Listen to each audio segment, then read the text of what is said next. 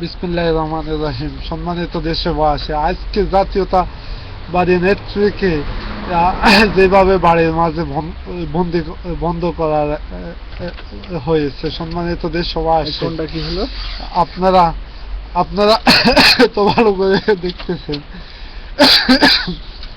এই জাতি, এই গণতন্ত্র কতটুকু নিরাপদ এই সন্ত্রাসী সরকারের হাতে। বাকশালী কায়দায় আর কত এই জাতিকে লাঞ্ছিত করা হবে, বাকশালী কায়দায় এই জাতিকে আর কত ধ্বংসের দিকে ঠেলে দিবে।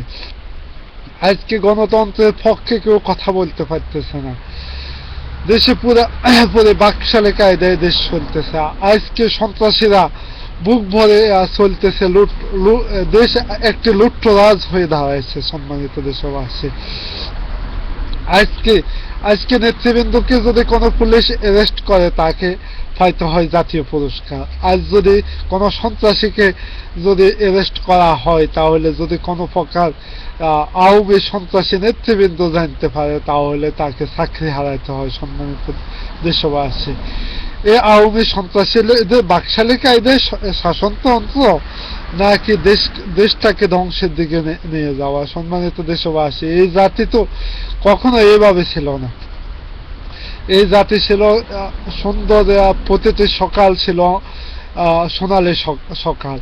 আজকে প্রতিটি সকাল তো আসে না, প্রতিদিনের বিকাল। সম্মানিত দেশবাসী, এই জাতির কি সূর্য উদয় এভাবে যাবে? আমরা সূর্য ওঠা দেখতে চাই, কিন্তু সূর্য অস্ত দেখতে চাই না। সম্মানিত দেশবাসী, এই জাতিকে আমরা গড়তে চাই, কিন্তু ধ্বংস দেখতে চাই না। এই জাতিকে আমরা বাংলাদেশ জাতীয়তাবাদী নেতৃবৃন্দের নেতৃত্বে আবার সোনালী বাংলাদেশ গড়ে তুলব, এই বলে আজকের মতো।